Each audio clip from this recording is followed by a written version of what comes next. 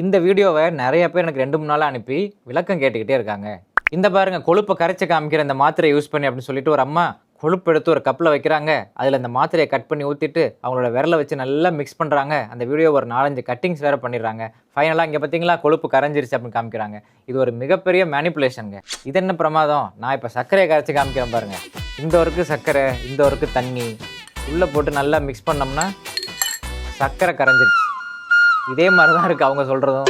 ஆனால் உண்மையாலுமே flax seeds அப்படிங்கிறது நல்ல விஷயந்தான். அது எப்படி வேலை செய்யுதுன்னு பார்த்தோம்னா, ஃப்ளாக்ஸ் சீட்ஸில் நிறையா ஃபைபர்ஸ் இருக்குது. அதை நம்ம சாப்பிடும் பொழுது அது நேராக போய் பைல் ஆசிட் கூட பைண்ட் ஆகிடுது, ஒன்று சேர்ந்துடுது. அப்போ கல்லீரலுக்கு பைல் ஆசிட் இல்லாமல் போகிறதுனால ரத்தத்தில் இருக்கக்கூடிய எல்டிஎல் கொலஸ்ட்ராலை கல்லீரல் எடுத்துருது. அப்போ ஆட்டோமேட்டிக்காக பிளட்டில் இருக்கக்கூடிய எல்டிஎல் கொலஸ்ட்ரால் குறைஞ்சிருது. இது ஒரு மெக்கானிசம். ரெண்டாவது, anti inflammatory properties omega-3 fatty acids, ALA இதெல்லாம் ஃப்ளாக்ஸ் சீட்ஸில் நிறையா இருக்குது. அதனால் ஹை சென்சிட்டிவிட்டி CRP லெவல்ஸ் குறையுது.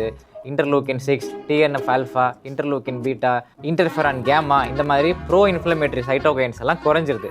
அதனால கல்லீரலுடைய LDL ரிசெப்டார் சென்சிட்டிவிட்டி இம்ப்ரூவ் ஆகுது. கல்லீரலிருந்து உற்பத்தி ஆகக்கூடிய LDL கொலஸ்ட்ரால் குறையுது.